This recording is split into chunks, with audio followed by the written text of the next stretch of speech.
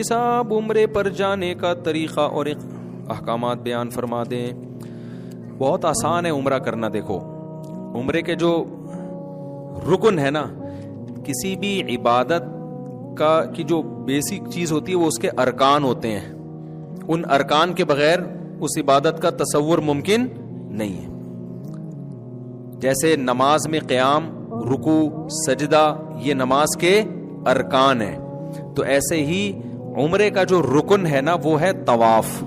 وہ کیا ہے اصل میں؟ عمرہ بیسیکلی جو نام ہے کس چیز کا؟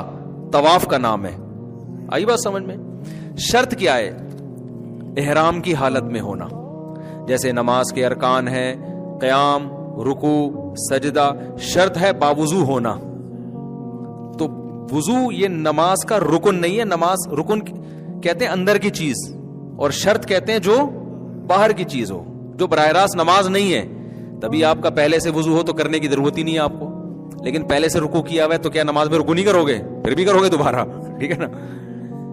تو ارکان جو ہے نا اس کے جو بنیادی چیزیں ہوتی ہیں. تو اسی طرح خوب یاد رکھو کہ عمرے کا جو رکن ہے, اس پہ کلپ بنائیں, یہ لازمی ضروری ہے. بہت سے لوگ یہ سوال پوچھتے ہیں.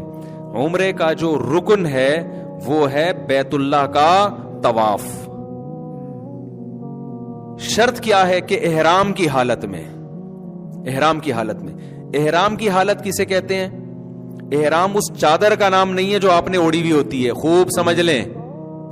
سمجھ میں آ رہی ہے بات؟ جیسے ہم تکبیر تحریمہ جب نماز کے لیے ہم قبلے کی طرف رخ کر کے اللہ اکبر کہتے ہیں اور ہاتھ باندھ لیتے ہیں, اللہ اکبر کی راہ پر پہنچتے ہی آپ نماز میں داخل.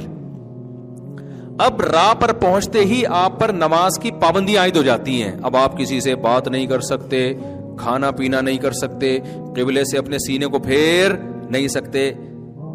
تو احرام نماز کے اندر بھی ہو گیا کہ نہیں ہو گیا؟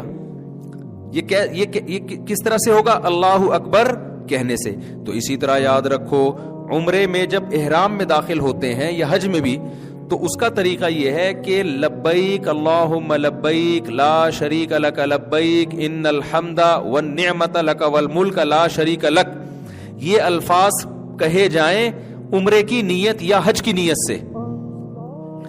حج کی نیت ہے تو اللہم انی ارید الحج, اے اللہ میں حج کا ارادہ کرتا ہوں, فتقبلہ منی ویسرہ لی. اردو میں کہہ دیں اس کو, قبول بھی کر اور آسان بھی کر, اردو میں بھی کہہ دیں.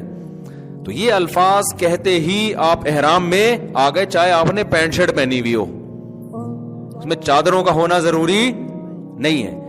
اور عمرے کی نیت سے کہے تو آپ عمرے کے احرام میں آ گئے, چاہے آپ حرم کے اندر ہوں یا حرم سے باہر ہوں, میقات کے اندر ہوں میقات سے باہر ہوں. اب احرام میں آنے کے بعد احرام کی پابندیاں شروع ہو جائیں گی.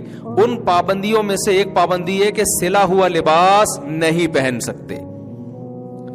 اس لیے پہلے سے سلا ہوا لباس اتار لیا جاتا ہے, کیونکہ جب لبیک اللہم لبیک ختم کریں گے نا عمرے کی نیت سے, تو فوراً احرام میں تو آپ سلا ہوا لباس تو پہنا ہوا ہے نا اپنے, تو گناہ ہوگا آپ کو.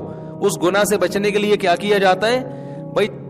سلا ہوا لباس پہلے اتارا جاتا ہے, احرام کی نیت بعد میں کی جاتی ہے. تو احرام نام ہے احرام کی نیت سے تلبیہ پڑھنا. اس حالت میں جو آپ آ جاتے ہو نا, اس حالت کو احرام کی حالت کہا جاتا ہے. ان چادروں کو احرام نہیں کہا جاتا. وہ چادریں جو ہیں احرام کا حصہ ہیں, یعنی احرام کی پابندیوں میں سے ایک پابندی, اور وہ چادریں بھی نہیں ہیں. اصل حکم یہ ہے کہ سلا ہوا کپڑا نہیں پہننا. اب ظاہر ہے سلا ہوا کپڑا تو نہیں پہنیں گے, تو اب کیا کریں پھر؟ تو کچھ تو پہننا ہے نا. تو وہ جو کچھ پہننا ہے وہ احرام میں داخل نہیں ہے. وہ کچھ پہننا وہ اس کا شرم و حیا سے تعلق ہے. صحیح ہے نا, کہ بھائی سلا ہوا نہیں پہننا. یہی وجہ ہے, یہ میں اس لیے بتا رہا ہوں کہ بعض لوگ احرام باندھ کے واش روم جا رہے ہیں تو ان کو وہ چادریں اتارنی پڑتی ہیں. واش روم سے فون کر رہے ہوتے ہیں, مفتی صاحب میں احرام کی حالت میں وہ چادر اتار سکتا ہوں؟ تو میں ان سے پھر کہتا ہوں بھائی یہ چادر احرام نہیں ہے, یہ تو آپ اتار لیں چادر.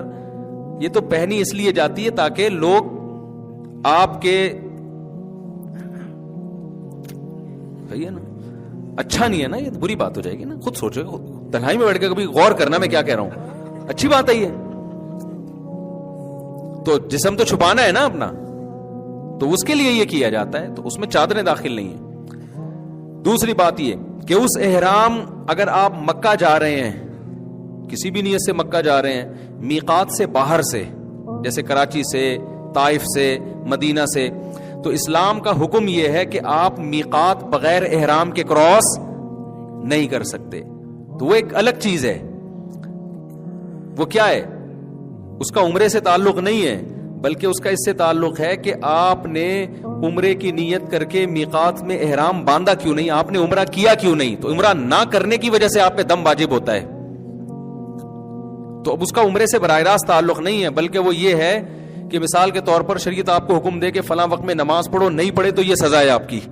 تو اب جو بھی باہر سے آ رہا ہوتا ہے مکہ یا بیت اللہ مکہ جا رہا ہے کسی بھی کام سے، تو اسلام اس پر لازم کرتا ہے کہ آپ چونکہ مکہ اللہ کا شہر ہے، آپ اس پہ جا رہے ہو اور آپ ہو بھی مسلمان، تو یہ جو اللہ کی باؤنڈری ہے نا جس کو میقات کہا جاتا ہے، تو پہلے آپ نے جا کے عمرہ کرنا ہے اور احرام آپ کا شروع ہوگا میقات سے پہلے. یہ اگر آپ نے کراس کیا میقات تو بعد میں احرام تو مان لیا جائے گا، لیکن دم آپ پر واجب ہوگا کہ آپ نے کیوں یہ بغیر احرام کے کراس کیا. سمجھتے ہو کہ نہیں سمجھتے؟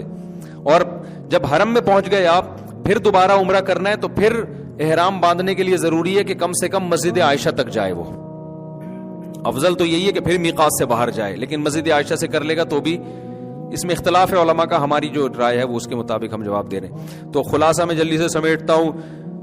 عمرہ نام ہے بیت اللہ کے طواف کا، شرط کیا ہے کہ احرام کی حالت ہو. اور سعی جو ہے نا وہ عمرے کا رکن نہیں ہے، عمرے کے واجبات میں سے ہے. واجبات سمجھتے ہیں؟ یعنی اگر سعی نہیں کریں گے آپ نے طواف کرنے کے بعد تو گناہگار ہوں گے اور دم دینا پڑے گا آپ کو. دیکھو رکن چھوٹ جائے نا تو چیز کا وجود ہی نہیں ہوتا. کرتے ہیں سجدہ کرتے ہیں، یہ ارکان ہے نا. رکوع چھوٹ جائے، سجدہ چھوٹ جائے تو سجدہ سہو سے نماز نہیں ہوگی، کیونکہ نماز کا رکن ہی نہیں پایا جا رہا. لیکن اگر آپ نے یہ تمام چیزیں کر لیں، اتحیات کے بعد غلطی سے درود شریف پڑھ لیا، اٹھنے میں تاخیر ہو گئی، تو ارکان تو پھر بھی پورے ہو رہے ہیں نا. تو ان غلطیوں کی وجہ سے کیا لازم ہوگا؟ سجدہ سہو. تو جب آپ گئے احرام کی شرط پوری کر کے آپ نے بیت اللہ کا طواف کیا، اس طواف کے نتیجے میں آپ کا عمرہ ہو گیا. سعی یہ عمرے کے واجبات میں سے ہے. آپ اگر نہیں کریں گے تو گناہگار ہوں گے، لیکن عمرہ آپ کا ہو جائے گا، آپ پر دم واجب ہوگا. لیکن طواف ہی چھوڑ دیا آپ نے تو دم سے عمرہ نہیں ہو جائے گا، پھر تو کیا ہی نہیں آپ نے عمرہ. تو اس میں جو مرکزی حیثیت ہے وہ بیت اللہ کو ہے. آپ جو جاتے ہیں بیت اللہ کے طواف کرنے کے لیے جاتے ہیں. اصل میں حج کس کا نام ہے؟ حج میں 2 ارکان ہیں، عمرے میں کتنے ہیں؟ تو اس لیے کچھ بھی نہ ہونا تو آخری درجہ یہ کہ احرام باندھ کے طواف کر لے آدمی ہر قیمت پہ، بس عمرہ ہو گیا اس کا. باقی چیزوں کی تلافی دم سے ہو جائے گی، جانور ذبح کرنے سے. تو حج میں بھی یاد رکھو 2 کام حج کے ارکان میں سے ہیں، وہ نہیں ہوں گے تو حج نہیں ہوگا آپ کا. 2 کام کر لیے نا تو حج ہو گیا، باقی تمام چیزوں کی تلافی دم کے ذریعے ہو جائے گی. تو ایک ہے اس میں طواف زیارت جو بقرعید کے دنوں میں ہوتا ہے، سمجھتے ہو؟ حج اس کا نام ہے. یہ جو بقرعید کے دنوں میں، اس کے ٹائم بھی متعین ہے، وہ ٹائم بھی آپ آگے پیچھے نہیں کر سکتے. جیسے فرض نماز کا ٹائم متعین ہے نا، تو جو حج کا فرض طواف ہے اس کا بھی ٹائم شریعت میں متعین ہے. اور دوسرا رکن ہے وقوف عرفہ. عرفہ کے میدان میں 9 ذی الحجہ کو جا کے ٹھہرنا، اور شرط یہ ہے کہ احرام کی حالت ہو. اور یہ احرام کی حالت میں ہونا یہ وقوف عرفہ کے لیے شرط ہے، طواف زیارت کے لیے شرط نہیں ہے. تو 9 ذی الحجہ کو جو عرفات کے میدان میں چلا گیا احرام کی حالت میں، اور وہاں تھوڑی دیر بھی اسٹے کر لیا اس نے، یہاں تک کہ ہیلی کاپٹر سے بھی گزر گیا، کسی بھی طرح اس میدان کی محاذات میں آ گیا، اور پھر بقرعید والے دن اس نے 7 چکر بیت اللہ کے گرد لگا لیے، تو اس کا حج کیا ہو گیا؟ کمپلیٹ. باقی گناہ ہوگا اس کو کہ وقوف منی کیوں نہیں ہے اور سعی کیوں نہیں ہے، تو ان گناہ بھی ہوگا، اور اس کی تلافی کے لیے رمی کیوں نہیں کی اس نے. تو یہ ساری چیزیں کی تلافی کس کے ذریعے ہو جائے گی؟ دم کے ذریعے. اس لیے خوب سمجھ لو کہ اگر حج کا آپ احرام باندھ لو نا تو اب ہر قیمت پہ آپ نے وقوف عرفہ کرنا ہی کرنا ہے. اور جو لوگ طواف زیارت چھوڑ کے آ جاتے ہیں نا حج میں، فلائٹ نکل رہی ہے، تو یہ خوب سمجھ لیں کہ طواف زیارت میں احرام کی حالت تو ضروری نہیں ہے، لیکن جب تک طواف زیارت کوئی نہ کر لے اس وقت تک اس کی زوجہ اس کے لیے حلال نہیں ہوتی, اور عورت نے اگر کیا ہے تو وہ اپنے شوہر کے لیے حلال نہیں ہوتی. کتنے لوگ ہیں طواف زیارت چھوڑ کے آئے ہوئے ہوتے ہیں, ان کے بچے بھی پیدا ہو رہے ہیں یہاں پہ, تو یہ غلط ہے. تو وہ ہر قیمت پہ جا کے